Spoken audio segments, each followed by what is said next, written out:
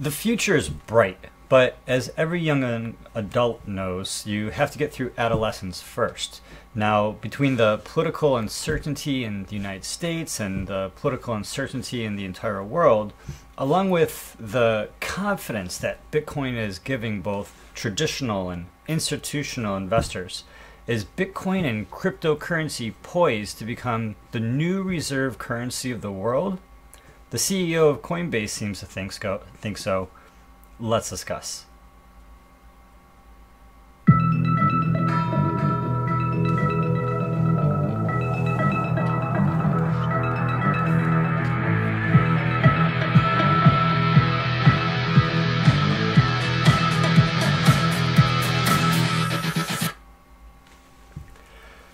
Hey everybody, I'm Gary Palmer Jr., you're you, together, welcome to Minting Coins.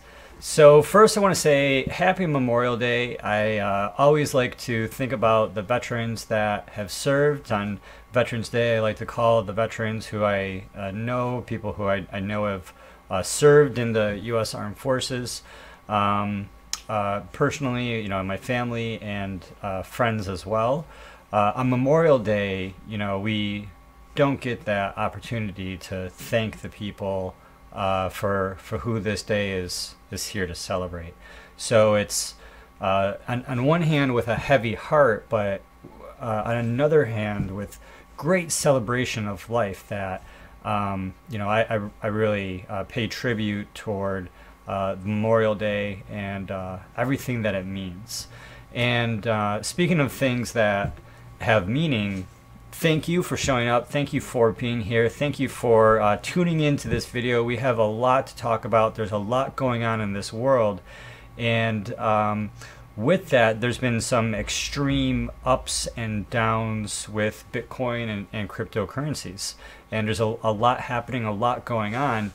And it might be scary that while we got all the way up to, you know, around that $2,900 mark with Bitcoin, that we still fell back, you know, all the way down to around $2,000, even though we're higher than where we started for, you know, just a week earlier.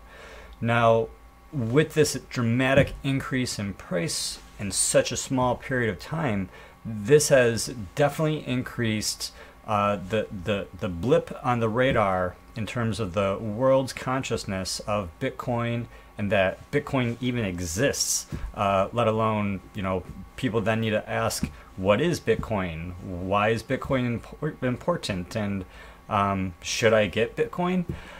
So, you know, as we discussed in the video previous, the mainstream media is talking about Bitcoin, and there's major changes happening with Bitcoin. And as more attention gets placed into the cryptoverse and more people start investing and holding and buying and holding into Bitcoin, naturally these other currencies are going to be lifted up as well. And with that, most of these other currencies like Bitcoin and Litecoin, the limit is the limit. We're not going to have the inflation unlike the US dollar, and the US dollar has inflation because the US dollar is able to print, the Federal Reserve and the Central Bank of the United States is able to print more and more US dollars, which decreases the worth of all the dollars that you have in your pocket and your bank account. And you might not see that Benjamin Franklin decreasing in value, but we all know that it has less buying power in the world. So with that, you know, the uncertainty of politics, what's going on in the world, what's going on with President Trump in the United States, in Germany, Merkel gave an announcement about how Europe can't count on the UK or the United States anymore. It really creates a lot of uncertainty and division inside the world politics. And on top of that world, in that world, the US petrodollar is a major currency, a major commodity, a major world reserve. Every country, it wants dollars. Even if the dollar was to, you know, get knocked off the pedestal, everyone knows a dollar, everyone loves a dollar, everybody wants the dollar. But what are the chances, or how soon will it be until Bitcoin becomes a new reserve currency of the world?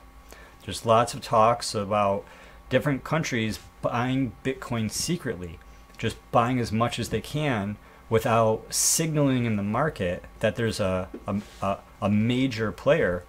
Because once someone finds out that one of the countries of the world are buying and hoarding Bitcoin as a reserve currency, then it'll be in the open consciousness of all these countries that we are actually in a financial arms race.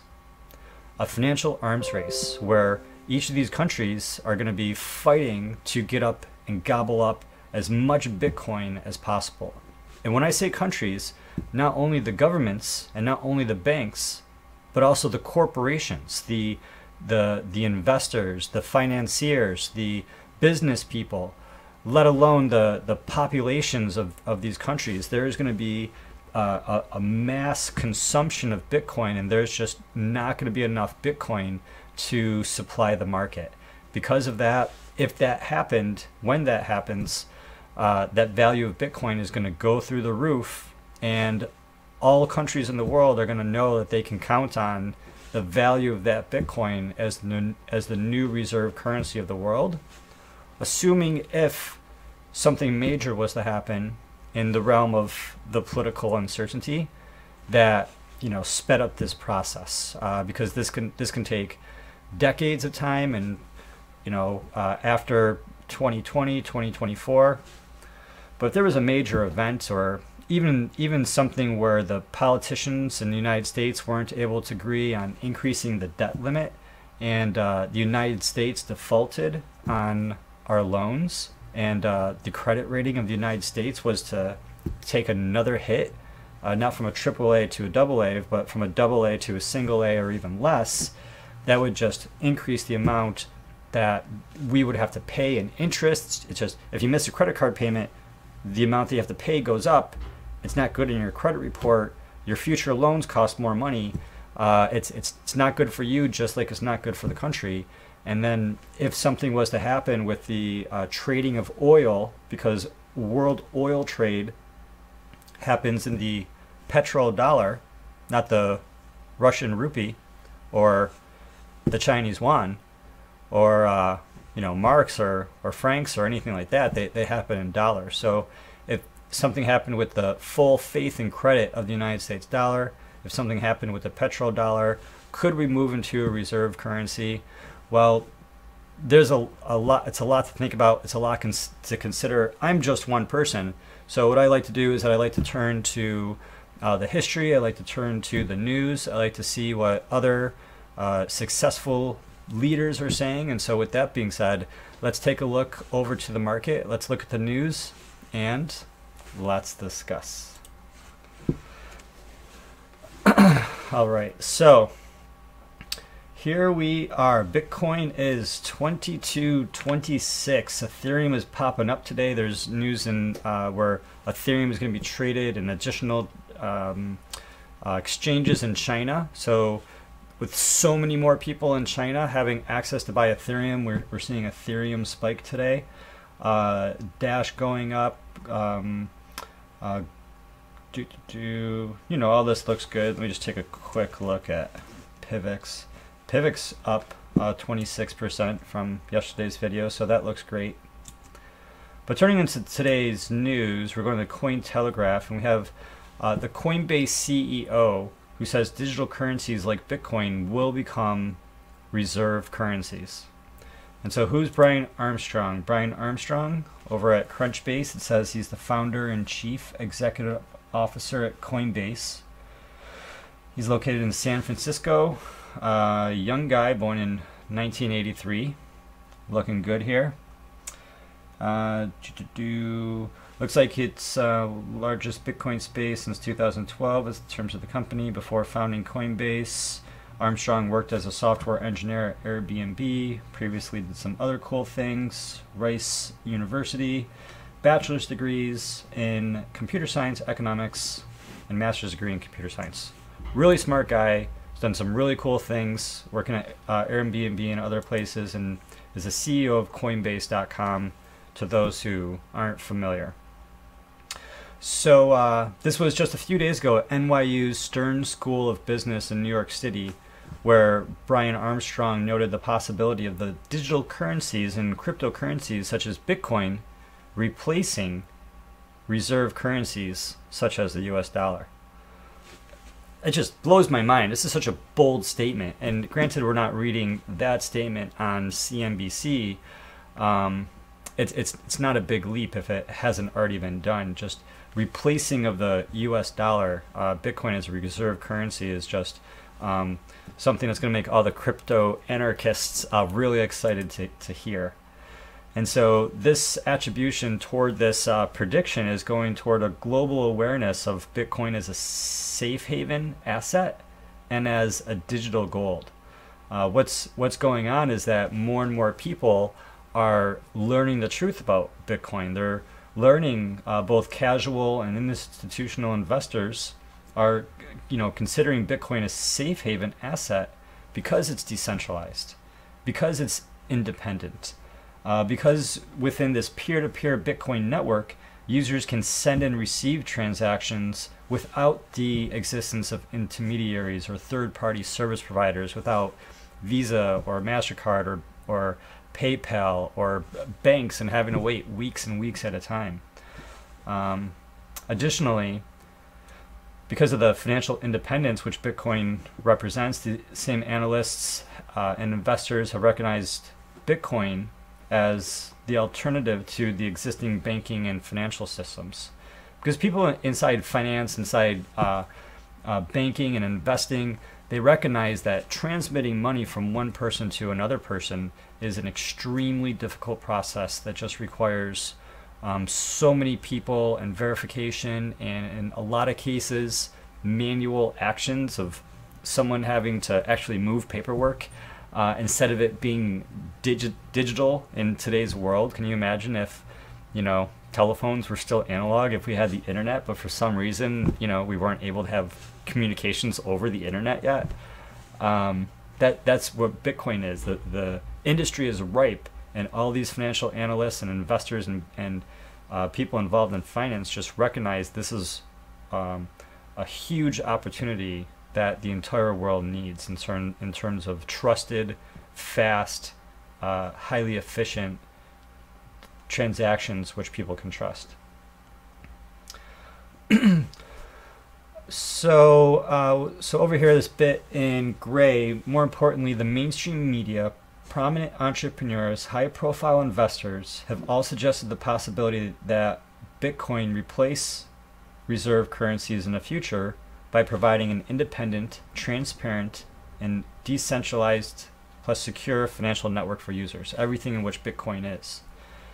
And this is what we've been saying. We've been seeing Bitcoin be adopted by the investors, by the MBA programs in Harvard and all across the Ivy League schools in America, and even a lot of the central banks all across the world are just recognizing this potential of Bitcoin and how it's so similar to currency and how it has the potential to be so much better than the existing currency, because this is how it was tended in the white paper.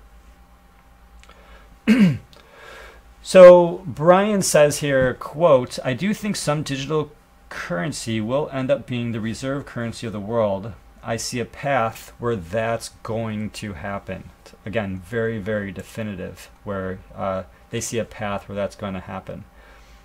And what this means is that the people who are listening to Brian say that, including Brian himself and the institutional investors that are taking a cue from this company, if Brian is saying that Bitcoin is going to become a world reserve currency, that means that people and businesses, if not banks and countries, are already hoarding and holding on to Bitcoin in anticipation for that to happen. Because if anyone was to recognize that this is the case now, if the masses were to instantly understand, if this was the headline on the NBC News nightly news, and everybody instantly wanted that Bitcoin, then it would just be that much more expensive. And so this is just time for all of these companies to prepare, because if they wanted it all right now, it would go to $1 million. And if everybody wanted it all right now, it would go to $1 million. And so the way that any a successful strategy would want to purchase, any amount of Bitcoin, let it be a lot of Bitcoin or just as much Bitcoin as you can afford, would be to dollar cost average it over time to not affect the price on a grand scale. If you were a person or a company or a government that had millions or tens of millions or hundreds of millions of dollars plus to put into the market. So the point there is that you have time to dollar cost average if this is something that is interesting for you. So blockchain applications receiving mass adoption. Fred Wilson. Who's Fred Wilson? He's a financier. He's an American businessman, a venture capitalist and blogger based in New York City, and he actually might be in Palo Alto. No, I thought I saw something somewhere else.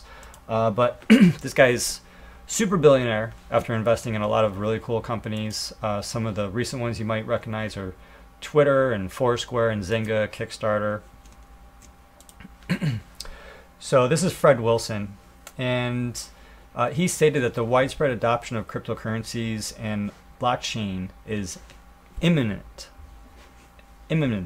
which means absolutely going to happen. He expressed his optimism toward Bitcoin, which is the world's largest cryptocurrency, as we're pretty aware of.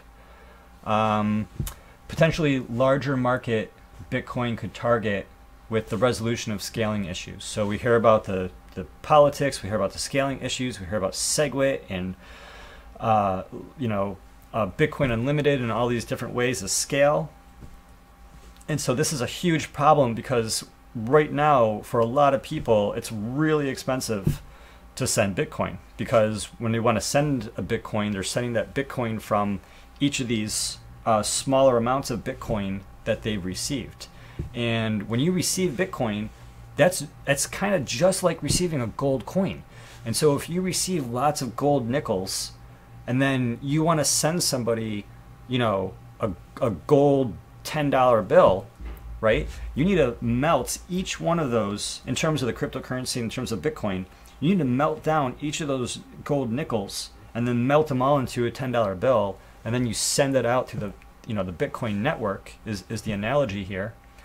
And each one of those 5-cent gold nickels, each one of those has a little bit of cost associated with remelting it, rehashing it into the blockchain. So without the scaling solution, Bitcoin is expensive, and it can take a long time for these transactions to come and go.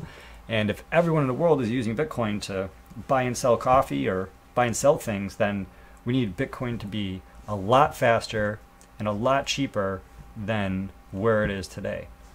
And what Fred Wilson is saying is that with the resolution of scaling, with a real resolution of scaling, then he's seeing it be imminent that we're going to see mass adoption of the Bitcoin blockchain, which he's proposing by the end of this decade. And something I've noticed, and that this article points out, I think this article is weird because it says that Wilson and Armstrong, along with most cryptocurrency investors, often avoid generalizing cryptocurrencies or digital currencies such as Bitcoin.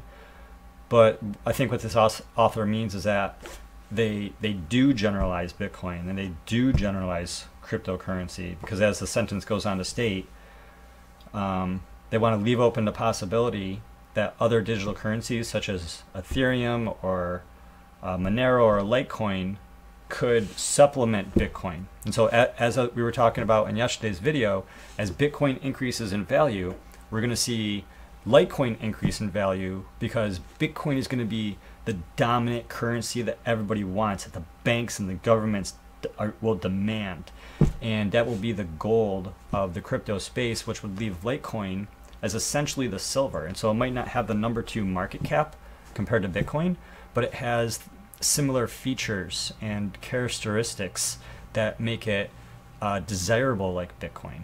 And so we're going to see these other cryptocurrencies increase in terms of their value as well. And so a lot of these investors and leaders in the blockchain space, they don't want to focus on talking about Bitcoin because they really want to leave it open to other cryptocurrencies. And what I want to leave you with is that when they're talking about other cryptocurrencies, you want to make sure that it's a decentralized cryptocurrency, it's a peer-to-peer cryptocurrency where many thousands of people across the world are mining it, or are points in the network that are distributing the trust and the security. Because if it's something like Ripple, where all the control is with just a few people, you know, Ripple is essentially a database that it can be hacked easier because it's not really decentralized. It's barely a blockchain because it doesn't have the properties that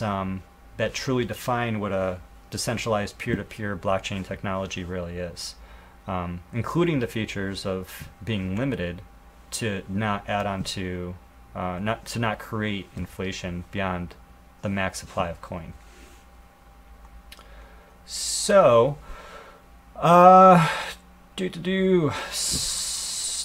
Bitcoin would still have to mature as a technology and solve some of the existing technical difficulties, again, such as scaling and the implementation of the two-layer solution, in order for Bitcoin to become a currency and a digital cash system.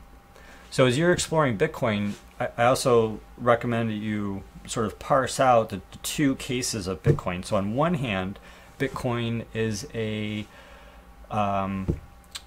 currency, it's a gold, it's a store of value, especially if it's hard to make these microtransactions. But separately, if we are able to fix the scaling, it can also serve as a digital cash system to make these micro payments and very small payments very cheap and very quick. And if it has both of those options, then it would just exponentially increase the value of Bitcoin across the world.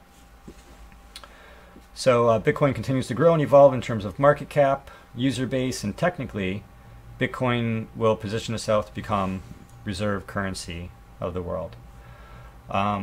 Super interesting with all of that all of these leaders are really thinking that far ahead.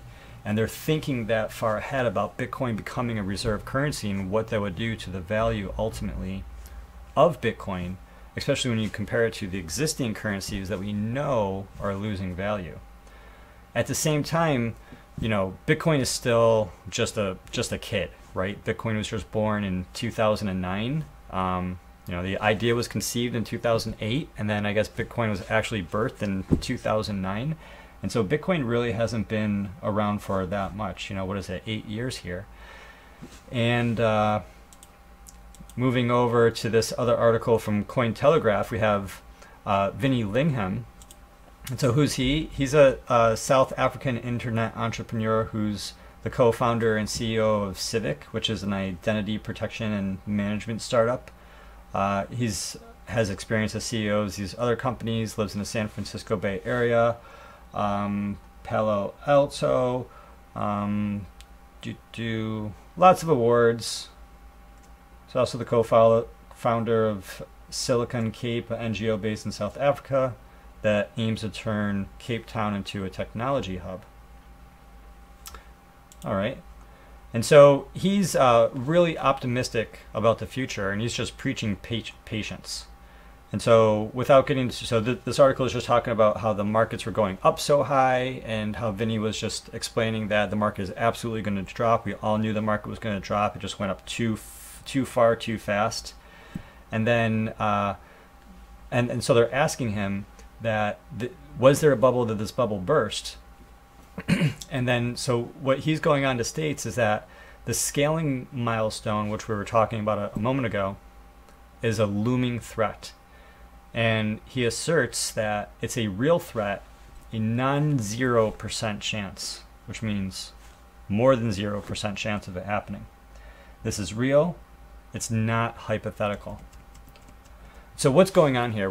Bitcoin is in a crisis of scaling. The miners have their solution of increasing the block size along with the Bitcoin Unlimited code that's been put together, And increasing that block size will give those miners more power and more control consolidated for them for Bitcoin that will essentially allow them to have more say about how Bitcoin can continue to evolve, because the bigger block size will just give them that level of control because of the technology and because they're the miners.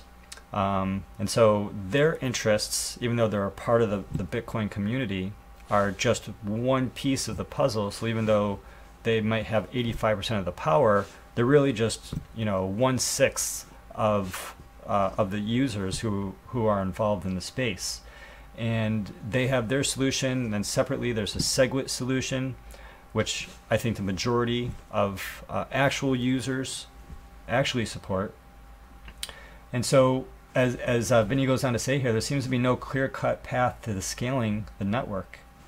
And what we're looking for to, that originally attracted people to this idea, and that's going to continue attracting people to this idea to truly grow and scale Bitcoin to become a world reserve currency, is going to be the faster and lower cost of transactions. Having faster transactions, having more of these fast transactions, and having them be at a lower cost of both what people are paying currently with traditional systems, financial systems, and what they're paying now with the current Bitcoin system. And so Vinny says the future is bright, and that this is a whole process which requires endurance, and that we just need to be very, very patient as we get through this stage of adolescence, the Bitcoin adolescence stage.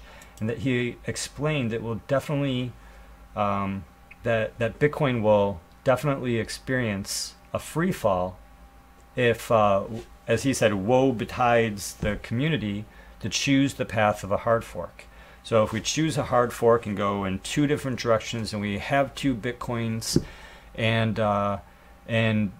the smaller fork of this Bitcoin is able to survive, and we have two Bitcoins, and that's going to hurt the price of Bitcoin for everybody. And so this is a major issue. This is major news coming up. We're going to be producing a video talking all about this and getting you as much information about what you need to know.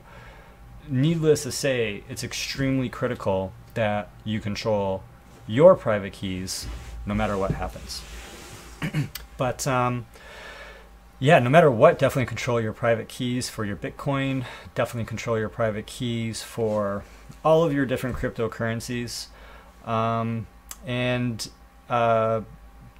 Yeah, I would just say that if you're interested in Bitcoin, and if you think this is a good idea for you, then I'm a big fan of dollar cost averaging, of buying just a little bit that you can afford to lose every month to put it into Bitcoin. Simply buying and holding. And maybe if you have one Bitcoin, then consider diversifying just a little bit into some of these top level coins like like Ethereum and in Litecoin. So what do you think about the possibility of Bitcoin becoming a reserve currency? I was having a conversation about this exact topic with someone, and it really depends on a lot of scenarios. I think that no matter what, this is going to come about, because the house of cards that the US dollar is built on, it can't be built to the moon. I mean, a house of cards can only be built so high before the house of cards comes crashing down. But this blockchain technology, can go to the moon. And I don't want to howl right now, because one person starts howling, then they all start howling. But these really smart people inside the industry are predicting it. They're getting ahead of the mass media. They're getting ahead of everyone. They're sounding the alarms. So it's not just me that you're hearing it from. It's really across the entire industry. And so what do you think? Do you think that this is going to happen sooner than later? That the dollar could take a step down? Let's say, I don't want to say fall. That the dollar could take a step down, or that Bitcoin could take a step up, especially as we see this news coming out of Germany that that the world seems to be a little more divided. You know, since the political world is a little more divided, will this actually allow Bitcoin to help all of us come together to help build this new world of trust, this new world of peer-to-peer decentralized technology where we can finally have control, and we can finally have the control, the trust, and the insight about what's actually happening with our finances. It's just a lot. There's a lot of news. So with that, this has been a long video. Thanks for sticking with me, and thanks for going all this information. I just like to really think about this, especially when other people are saying it. You know, like we could have thought, oh, this could become a world currency, but to hear these major players talk about it at major locations in front of people who aren't familiar necessarily with the Bitcoin space just seems to be this whole snowball rolling deeper in that direction. And so as the snowball rolls, we'll be pumping out news, getting you new news and new information. Please pound that like button, hit that like button, subscribe. Let me know what you think in the comments below. We'll have more videos coming out, and until then, I'm glad that together we're minting coins.